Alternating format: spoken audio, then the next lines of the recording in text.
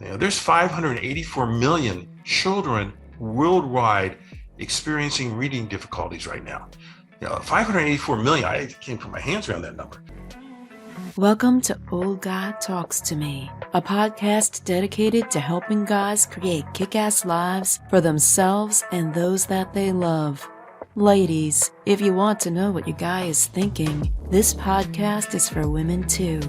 Each week, a special guest helps you create that life you've imagined. We talk anti-aging medicine, personal growth, relationships and hot sex. Yeah, you hear me, getting laid more frequently, other guy vices, and topics that many don't want to talk about but need to. Just because you're getting older doesn't mean you have to be old. Don't want to miss anything? Be sure to subscribe, share, rate, and review this podcast. And be sure to go to www.thestandard.academy/magazine and grab a free copy of our new digital magazine, The Standard Academy, where we talk about erogenous zones, growing hair back, and other things that will help you create that kick-ass life. Now get ready to listen up and share with friends. This is Ors, the official old guy at oldguytalkstome.com, a podcast dedicated to helping older guys create kick-ass lives for themselves and, well, those that they love, folks. And part of that, well, has to do with grandkids, if you have any. The old guy doesn't have any yet, but he expects that there might be some on the way at some time in the not too distant future, which I'd be measuring in 5 to 10 years. Today, as I have an author of I Don't Want to Turn 3, Gramps Jeffrey, and we're going to talk about issues facing today's parents and grandparents. Marc is an accomplished, highly instrumental, and ambitious top executive leader with 30 years of experience in developing fiscal, strategic, and operational leadership in challenging situations. He's skillful in launching sales and marketing programs, generating record-setting revenues with expertise in presentation, negotiation, and communication skills, as well as adept at analyzing market and competitive conditions and laying out a product vision that is differentiated and delivers unique value based on customer demands. Now, Arianna Huffington had read his book and then asked him to become tutor for the Huffington Post, which he has a numerous articles on. And Marc has written a number of books, the most recent being his new children's book, I Don't Want to Turn 3, which we're going to talk about here. Under his pen name is Gramps Jeffrey, and he has a real name too. I'll ask him about that. And in his book, he discusses an interaction with his grandkids and the challenges of being faced with raising kids today.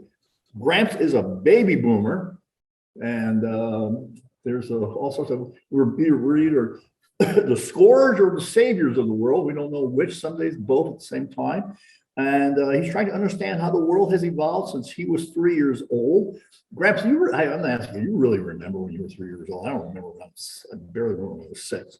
Part of the story, discovery of right versus wrong and seeing how older kids have gone through the same dilemma. Gramps goes into kid starting and talks about kids, how they understand the concept of sharing. So welcome to the program. Welcome to Old Guy Talks to Me, Gramps. Hey, I tell you, I haven't had an introduction like that since I was a young man. So thank you very much.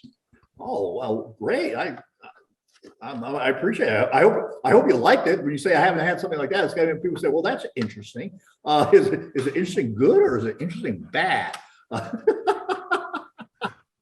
Well, what I'm doing now is Gramps. I wrote this book, I Don't Want to Turn 3, and that's really where my focus has been the last year or so. The book is about, at what age do you really take responsibility for your actions? Is it 3 years old? Is it 13 years old? Is it 23 years old? Or, that's old guys. I know plenty of 63-year-olds that don't take responsibility for their actions. So, I avoid as much responsibility as I can. Fortunately, I'm married to a very responsible woman who takes up the slack in our lives. But let me ask you, I want to ask you, I'm going to start off with something I ask all my guests. What is the most important thing you've done today? The most important thing I did today was help my wife get ready for going to work. She had cut her finger. We had to rush her to the hospital, and she had stitches in her finger. And that happened last night. And so, I was up there abandoning her figure and say, go to work, make some money, and so that was the most important thing I've done today. Yeah, well, that's good. If you can get your wife to go to work and make money, I think that's a great deal. I've got a similar situation. So, well, my wife is off working while I'm here, just having some coffee and talking. Gramps, what makes you talk a lot about reading. What makes reading books with kids so special? Well, when you think about it, let's take a look at the kids today. I am convinced that this generation that's being born from 1 to 10 years old is the greatest generation our country has ever produced. And the reason it's going to be the greatest generation we ever produced is as soon as they come out of the womb, they're exposed to electronics, they're exposed to the internet, they're exposed to iPhones, they're exposed to all kinds of things that you and I didn't get until we're in our 40s. And so you got all these kids growing up and being exposed. What we as grandparents and parents need to do is to make sure that we are out there teaching other basic things for them so that they can use this technology and use all these other things in life that are good. Technology is to help you achieve your goals. So we have to get them into reading so they can start their goals. So, why should we be reading to kids? Well, when you think about it, the benefits of reading to a kid, and again, let's just picture a grandparent with a little 2 or 3, 4-year-olds sitting on their lap reading a book. It creates some bonding. Right? As as we reach our age, we're here today and gone tomorrow. So we have to create that bonding as fast as we possibly can. Sure. So teaching a child to read and sitting on your lap and spending time to them is very important for this bonding. Another reason we need to make sure that we're reading kids stories and teaching them how to read, to again go with everything they're learning electronically, is it supports listening skills.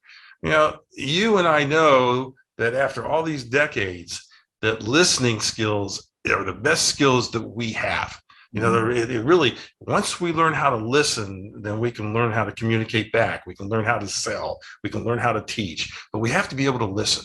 So sitting there for 20 minutes with your young grandchild or your child and reading a book, it helps them develop these listening skills, because it requires them to listen. Another reason why we've got to be reading kids books to make sure it's part of their habit is all the cognitive and language development. When you think about it, there's all kinds of words in these books that they don't understand. So it gives you a chance to explain them. In fact, there's probably words in these books that we don't understand, but it would look it up and figure out what it is. So it helps with that whole learning process of learning how to do the language and the cognitive, and it helps them learn a variety of words, that they may not pick up on the internet.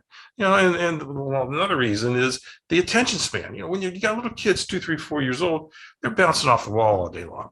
You get them in your lap for 20 minutes, it gives them a chance to learn attention, concentration, and self-discipline. So those are the reasons that I'm encouraging everybody to take the time to read to all these little kids growing up. Yeah. I'm going to go back to something you said, because I don't necessarily agree with you about this generation being the greatest generation ever. Because while there's that potential, the world is full of unrealized potential. And I think there's a potential for great success here, and there's a potential also for great failure. Especially now with all the things that are going on in society, in terms of a lot of times people not willing to take responsibility for themselves in lots of different ways, and a lot of times some kids are being taught that they are actually not responsible for the results in their life. Again, that's one of the reasons why we have got to be involved. Yeah. You think about it, we have decade after decade of experience. And what happens when you get experience, you learn because you make lots of mistakes. Oh, yeah. Right? And so all of this experience that we have as adults in our 40s, 50s, 60s, and 70s, they are cumulative experiences. And that's the kind of information that we need to pass on to this youngest generation, is what we have learned, the goods and the bads, and to help them as they develop. So it's okay to disagree with me. But I am convinced as I see these little kids growing up. I've got 6 grandkids myself, and they go anywhere from 1 year old to 9 years old now. And you can just see as they are being exposed to all this great information, as long as we can mold it and make it in the right way, they are going to be so much smarter than we ever were. Well, I think that certainly the potential is there. But as I said, I think that kids today are getting conflicting messages, especially about responsibility, their own personal responsibility. Especially in a lot of different venues. But I want to go back to, I want to start talking, why did you write the book, I Don't Want to Turn 3 at this point in your life? Living this past year because of the pandemic caused by COVID-19 and isolation, except for being able to be with my family, gave me some really special time to watch and interact with these grandkids. And I got to tell you what a trip that was. All 6 of these kids have completely different personalities. But the one thing they do have in common is a sense of curiosity, how excited they get when they do accomplish something. And then watching them grow year to year and they're interacting with each other really is the basis of the book. What goes through a toddler's mind that parents are so desperate to understand? When does a toddler understand the difference between me and us? This book explores how the family finds out together. But, going back to as a baby boomer and trying to figure out, how the world has evolved since I was 3 years old, that's kind of really part of the story too. My parents didn't have cell phones, they didn't have the internet, they didn't have cable TV, they didn't have remotes. I was my dad's remote. He says, son, go change the channel. That's the way it was. So, my parents' definition of discipline, was completely different than parents of today and how we handle it. So, I'll let your listeners kind of decide whether this is a better world to grow up in than the one that we grew up in.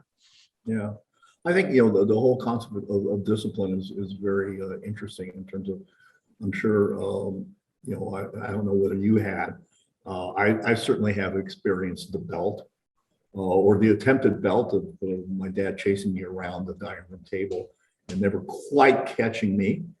Being frustrated about that. I also remember I for a while there, because of certain family situations, I had to live with, they were actually my cousins technically, but they functioned more like an aunt and uncle. And I lived with them for several months. And I know that the worst case scenario was when my uncle said at 9 o'clock in the morning, I'm gonna beat you with a belt at 3 o'clock in the afternoon. So you had the whole damn day to think about it. I mean, you just wanted it done and over with. No, you had to think about the whipping that was coming at 3 o'clock, which is I thought that was particularly ingeniously cruel. Or cruelly ingeniously cruel, but that was pretty interesting. We were fortunate enough never to really have to do other than the don't put your hand in the electric socket smack on the kids' hands, because that was that required a one-time learning experience. We just never really engaged in corporal punishment. So that's a big difference these days, isn't it? Yeah, again, going back to our parents are the ones, and again, they were the greatest generation because they grew up through the Depression. They had to live through that. They saved the world in World War II. They really brought back, they made our lives as it is today. And so they came back and they were very disciplined, our parents. Okay, they should be, because of all the stress and so forth they had to go out through. And they took that discipline and they used it as they raised kids. Like yourself, my brother Larry and I, and my mom would say, wait till your dad gets home. And he would whip out his belt and chase us around, the table like yours. But he also had this paddle, this fraternity paddle. And so he used that too. And then one fall, we lived in Ohio, and one fall day, when there was leaves all over the ground, the parents were gone. We went into their closet, we grabbed his paddle and we buried it underneath the leaves, and it snowed the next night. And we went back out that spring and the paddle was gone. And that was a miracle to me. That was like, oh, wow. All right. Life is going to be okay now. We got rid of the paddle.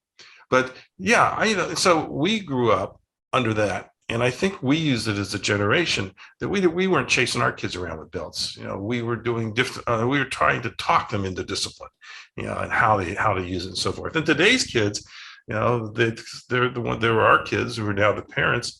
They do it even better. I mean, all my kids send their kids to timeout. They got to go sit in a corner and look at a wall and be away from their friends. And, that's the way it happens. So yeah, discipline really has evolved, and I think it's evolved for the better. Yeah. There's a danger in discipline for parents. And we learned this early on. And we have we had totally great kids. I mean, people would pray for our problems that we had. But once my wife and I, we disciplined one of our daughters, and now my daughters are in their 20s, finished college, doing very, very well, actively working and stuff. And we made a punishment that actually turned out to be more of a punishment on me and my wife than on the kid. and so you gotta be careful with these punishments, because sometimes, especially like if you had plans to do something and then you say, no, you're not going to that party, like, and then all of a sudden now you're stuck with the kid that you had planned to farm out for a few hours and do something else. And next thing you know, you're like, oh, I just screwed myself with this punishment I'm doling out on my kids. But the interesting thing about the whole concept of punishment these days, I think, is that there's a line here, and I want to talk with you about this, is that some parents aren't acting like parents, and they act like their kids' friends. And they're not teaching their kids about boundaries, about responsibility, about things like that. Can you comment on that? Interesting. I've got a couple comments on that. My first comment is my granddaughter, Grace, just celebrated her 3rd birthday. So we went out to Austin, Texas to be with them. And so she's got an older brother, he's 4.5 years old. And so we were watching them. They started to fight over the trucks that she got for her birthday. And she looks over to him and she says, he says, I need my space.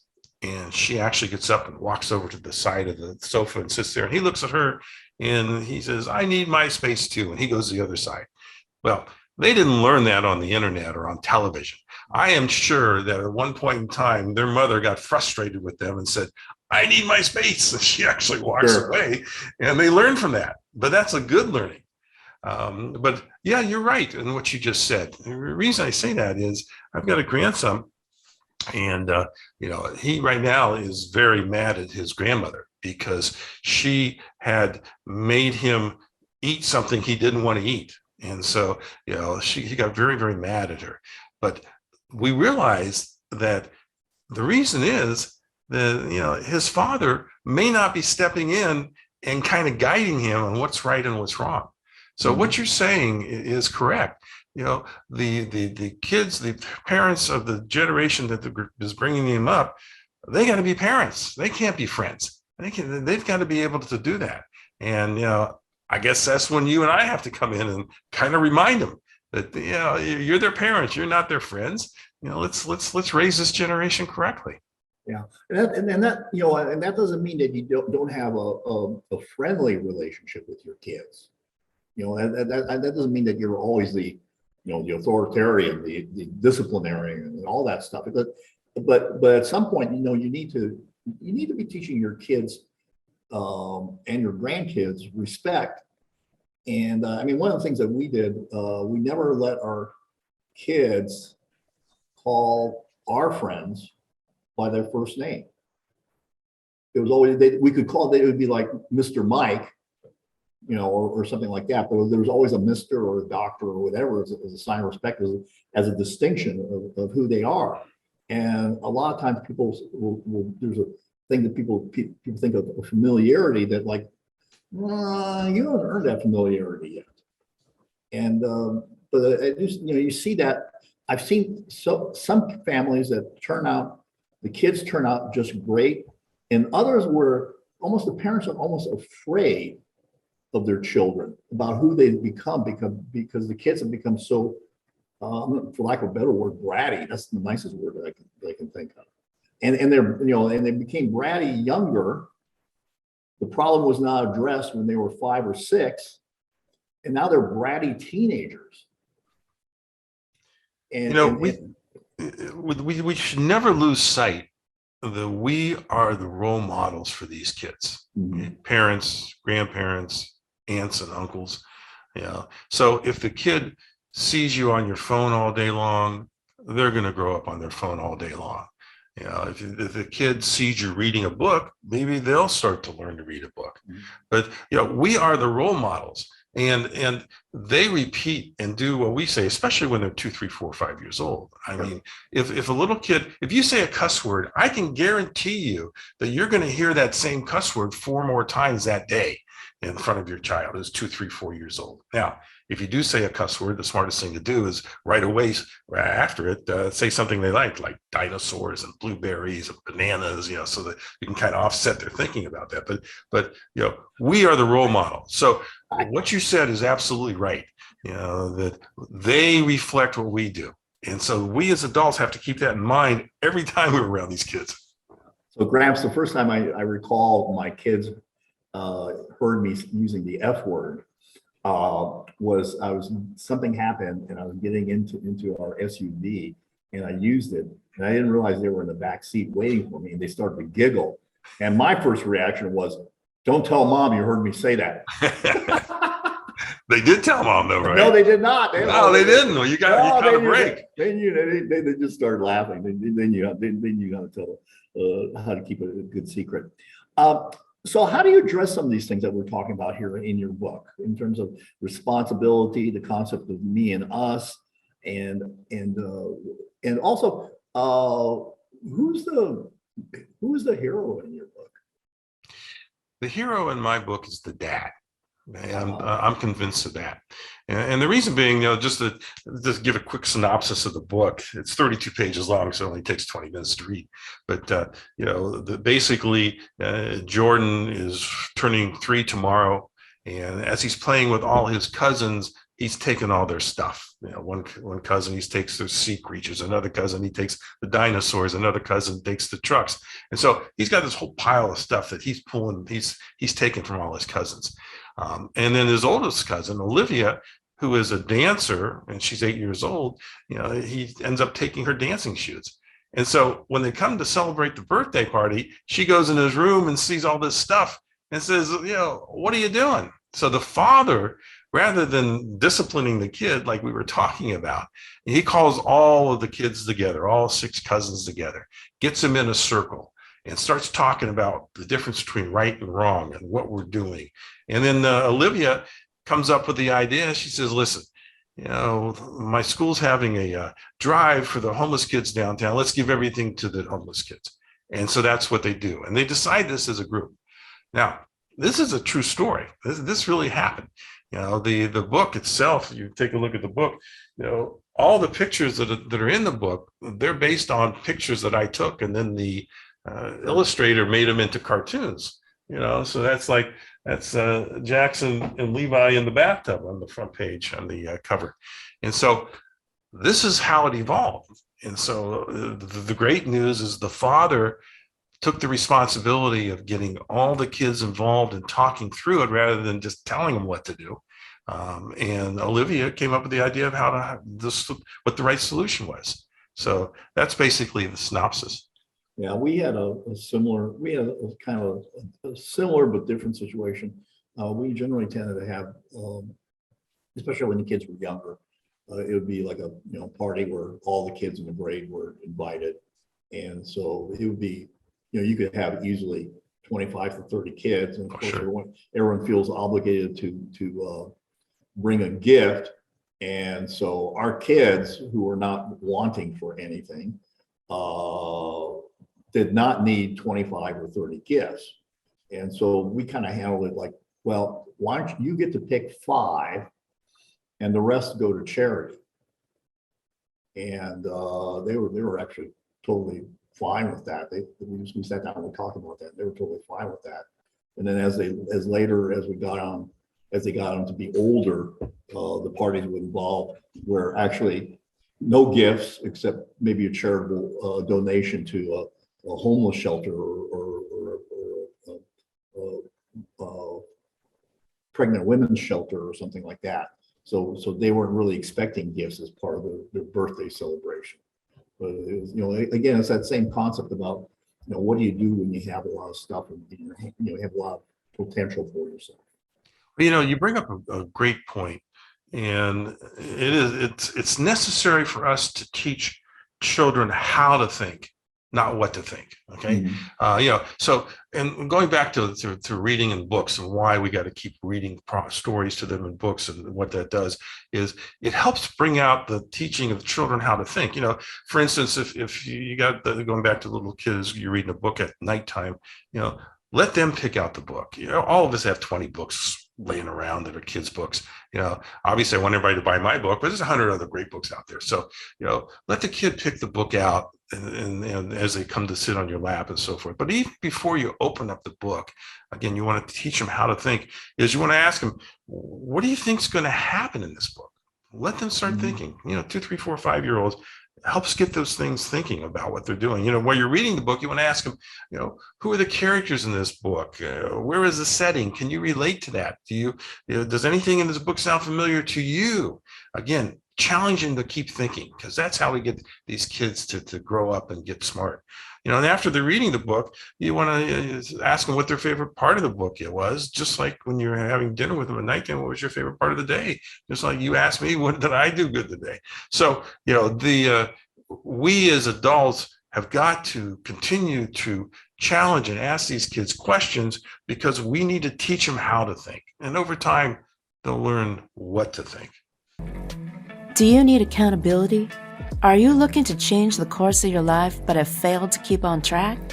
Too often we take in information and fail to act. Do you need an accountability program to stay the course? Then go to www.thestandard.academy and find out about my accountability program that goes with my course that helps you find out what you want, why you want it, and how to get it. The accountability program keeps you on track to get results.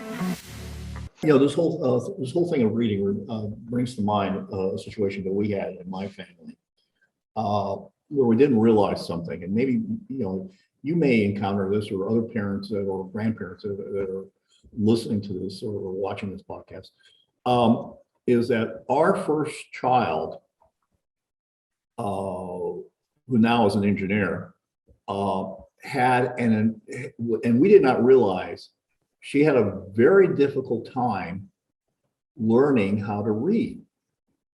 And we were just it was brutal that you could read a page and then go back and she would not be able to read it. And she has no problem us talking about this, because we've talked about this in the past. And her younger sister, which she's about 2 years younger than her, we did not realize what a challenge she was having reading until the younger daughter started to read, and she just picked it up just real fast. And what we did not really understand until later on in my oldest daughter's life was that she was dyslexic. And dyslexics have a very, very hard time learning how to read. And so if you have a child who's having a hard time reading, or you're thinking it's harder, one of the things that you look at, and I'm not looking to label kids because there's all sorts of opportunities to label kids needlessly. There's all sorts of syndromes and things like that.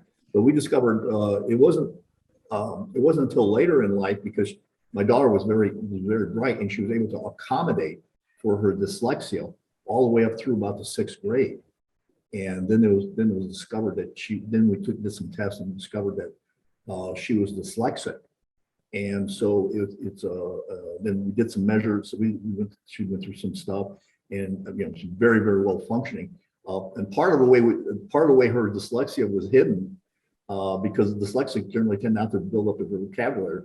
But when we take long family vacations, we would listen to books on tape, which developed her vocabulary.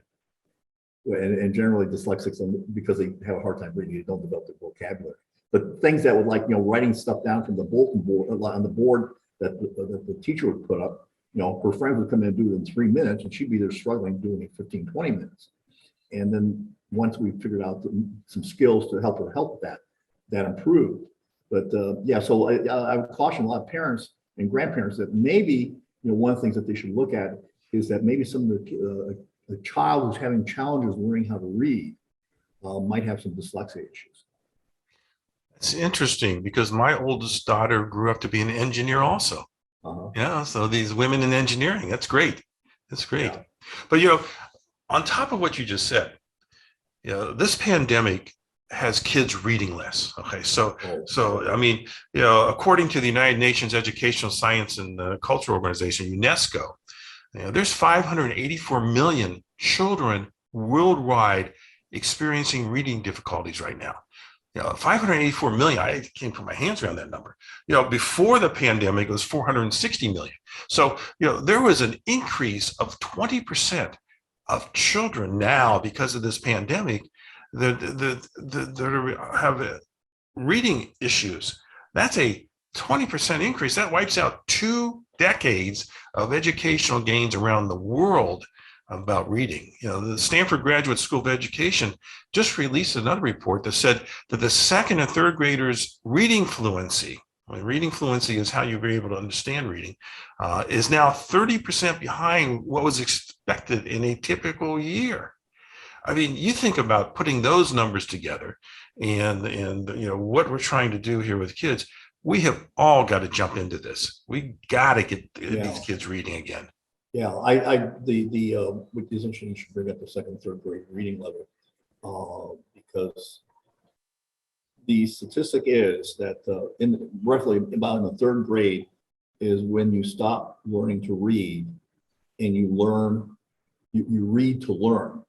Yeah. And the incarceration rate of kids that don't learn to read at the third grade level by the third grade is huge, because they fall behind and they continue to fall behind. They tend to drop out of school, they tend to drop out of high school. I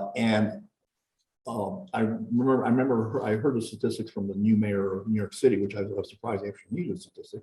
I never heard of it before, but 30% of people in the prison system, in the system, are dyslexic and they can't read. They have to have, in the court system, they have to have people that they're there to help people read documents and read through and things. And so if you can't read at a certain level at a certain time in your life, which is really concerning because of all this remote learning that really was not a lot of remote learning, is that a lot of these kids, unfortunately, are being set up for failure in the future of their lives. I don't want to go off on a tangent here, but if you add in that homeless children, kids that don't have homes, only 68% of them graduate high school compared to the high 80s. I mean, you add that to what you just talked about, and this country has a lot of things to fix before we move on. Yeah.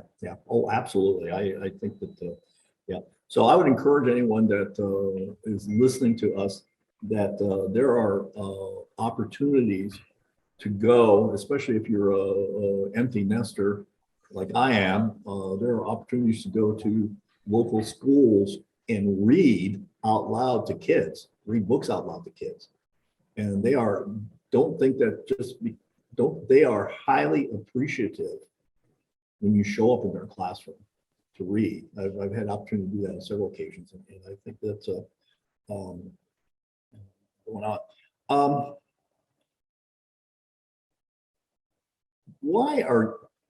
In today's world, why are grandparents important? Well, step back a second. Think about this.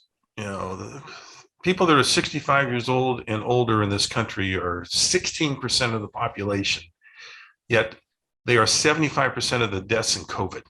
Mm-hmm. So that means the grandparents are dropping right and left much faster than we ever did.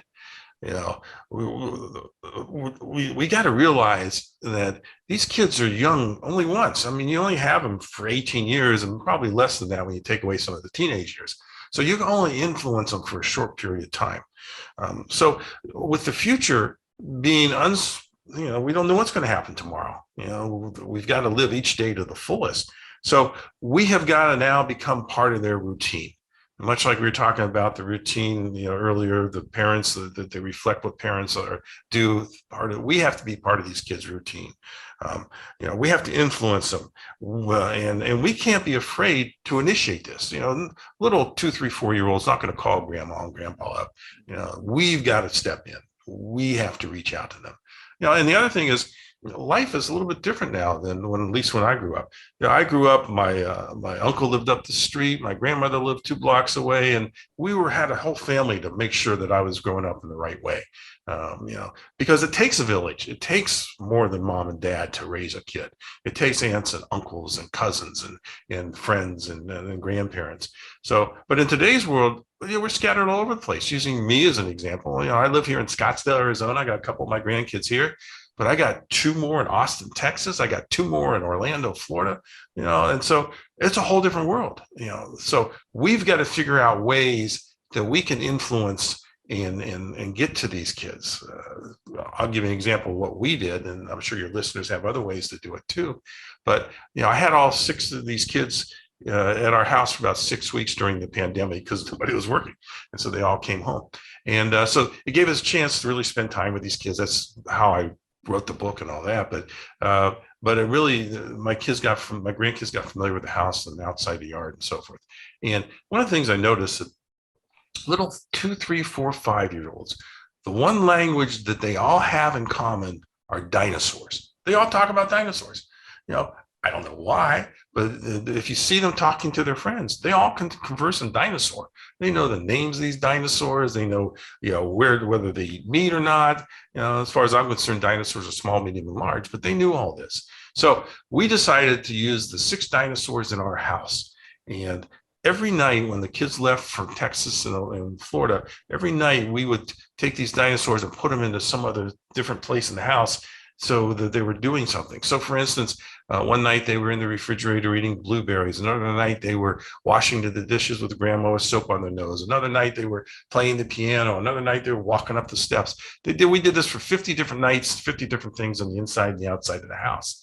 Well, all of a sudden we became part of their routine. The kids would take their baths, the parents would read them a book, and then they would say to their mom and dad, "What are the dinosaurs doing tonight?" And so they would get on my wife's iPhone so that we could do FaceTime. They say, "Where's Gramps? Where's Gramps? What are the dinosaurs doing tonight?" So that gave us a chance to communicate with them. And through all that, obviously, we're trying to teach them as much as we could. But that's what we have to do today. Grandma doesn't live up the street for everybody anymore. Sure. We've got to reach out and make it happen for them. Yeah, I think, that's one of the great uses of technology is to be able to have that type of interaction where you lay the foundation. I know that both my kids we live in Las Vegas, and they live apart from us. And so once a month with each of my daughters and one of my daughter's boyfriend, I have a Zoom happy hour. And I sit down and I pour myself a drink. They have a drink. I have a cigar. They don't have a cigar, but I have a cigar. And we sit and talk for about an hour on a Zoom call. And it's a way to stay connected. And it's just the 2 of us. It's just no one else is involved. It's just the 2 of us.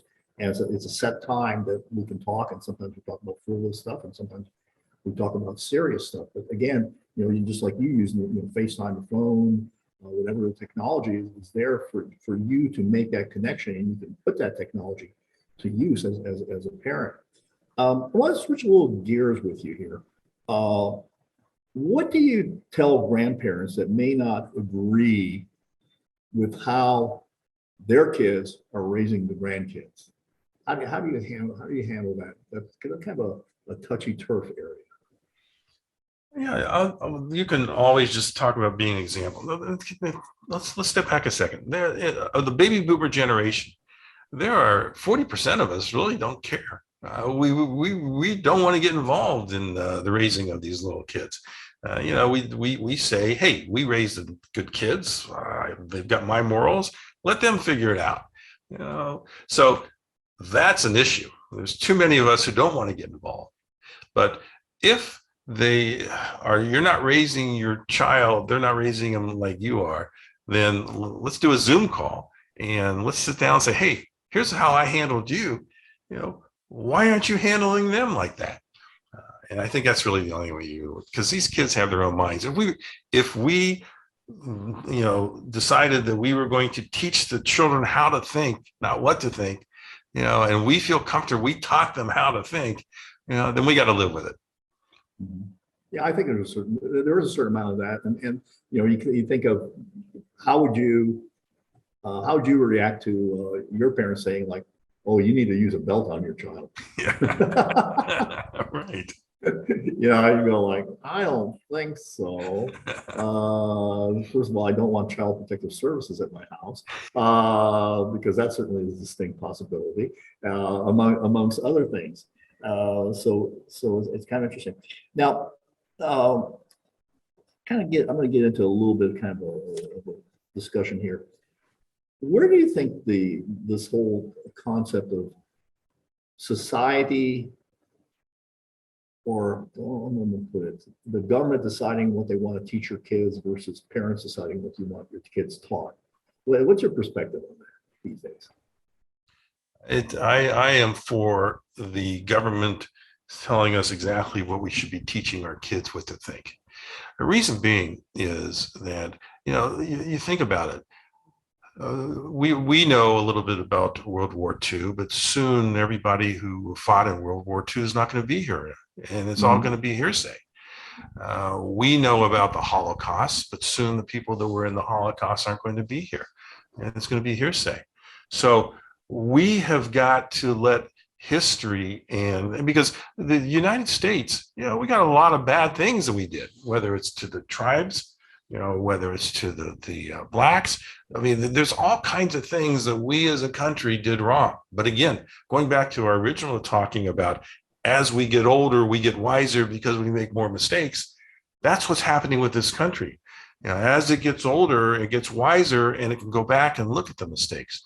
We need to teach that.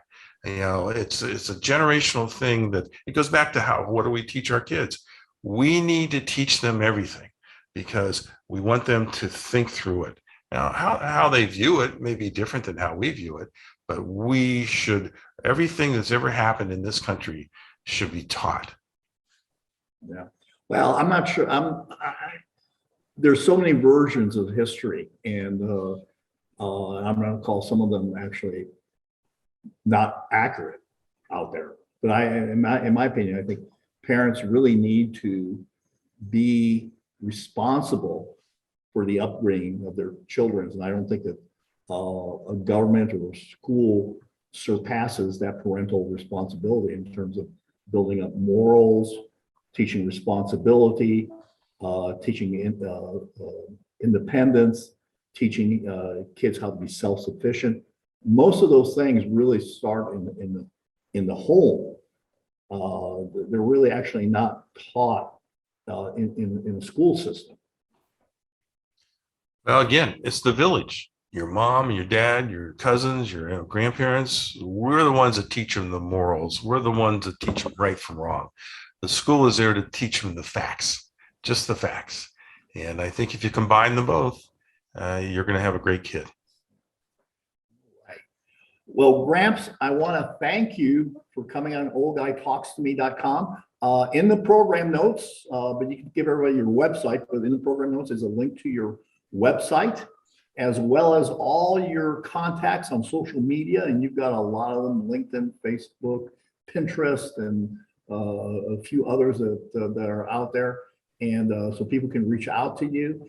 And any parting words for us that you want to leave with us as we end this podcast?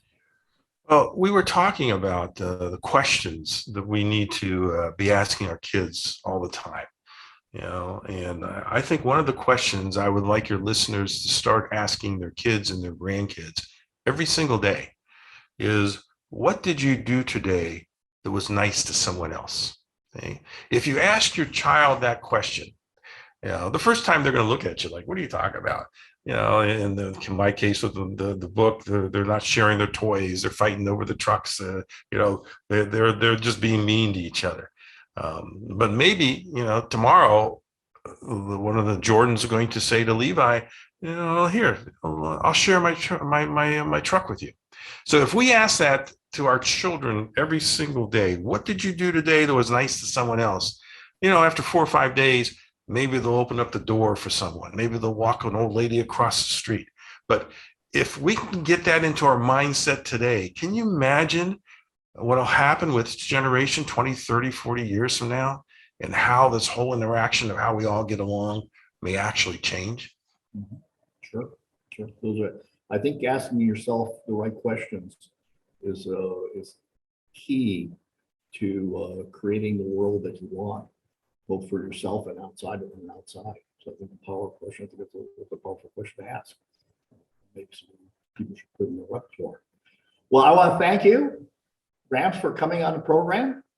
This is Oris, the official old guy at oldguytalkstome.com. And I want you to do several things. I want you to subscribe, share, rate, and review this podcast. If you did not like it, review it anyway. Actually, the more you review it, if you don't like it, the better off I am, the higher it goes up in the rankings. And if you want to be a rabid troll, I will love you. I might even send you a mug or a t-shirt just to thank you for being a rabid troll. And until next time, remember, it's all about creating a kick-ass life for yourself and those that you love. Thank you for joining Dr. Orist and his incredible guest. Like what you heard and learned? Then be sure to do 3 things. 1, subscribe so you don't miss the next episode. 2, share this with someone who may need to hear it. 3, leave a review and rate this podcast.